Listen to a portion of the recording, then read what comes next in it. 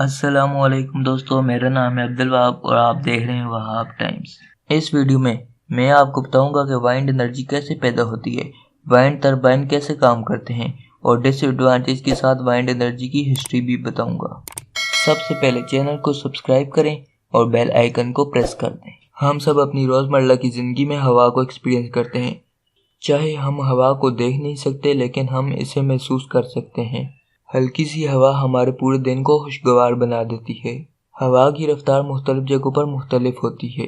कुछ मकामात पर यह तेज़ जबकि दीगर मकामात पर कम होती है।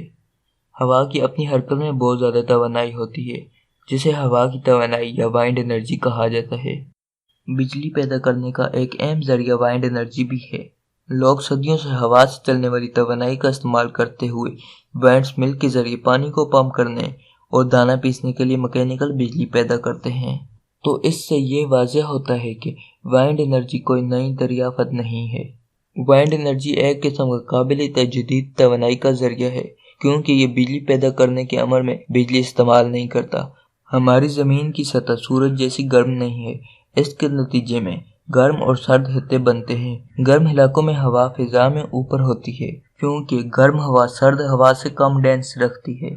गर्म हवा में इजाफे की वजह से इसके नीचे एक कम दबाव वाला हिस्सा पैदा होता है और ये गर्म और सर्द हवा की ये हरकतें ज़मीन के चारों तरफ दहरे बनाते हैं।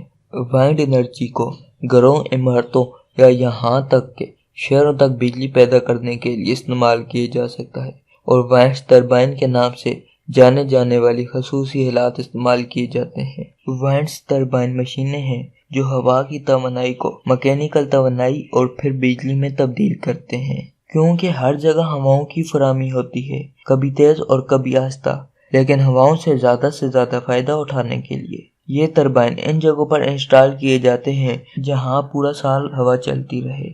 बिजली की कंपनियां जहां से हवा से बिजली बनाती हैं वो जगह वाइंड फार्म या वाइंड पार्क के नाम से मशहूर हैं। वाइंड फार्मों में सैकड़ों वाइंड टरबाइन बिजली पैदा करने के लिए इस्तेमाल होते हैं।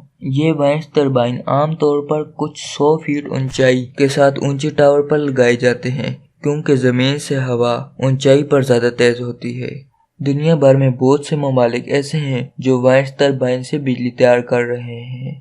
वाइंड टरबाइन बहुत ज़्यादा पंखों की तरह होते हैं, लेकिन ये बिजली इस्तेमाल करने की बजाय बिजली पैदा करते हैं। जैसे ही हवा इसके ब्लेड्स को घुमाती है तो बिजली पैदा होती है। वाइंड टरबाइन लंबे टावर पर लगे होते हैं ताकि तेज हवा की रफ्तार हासिल की जा सके।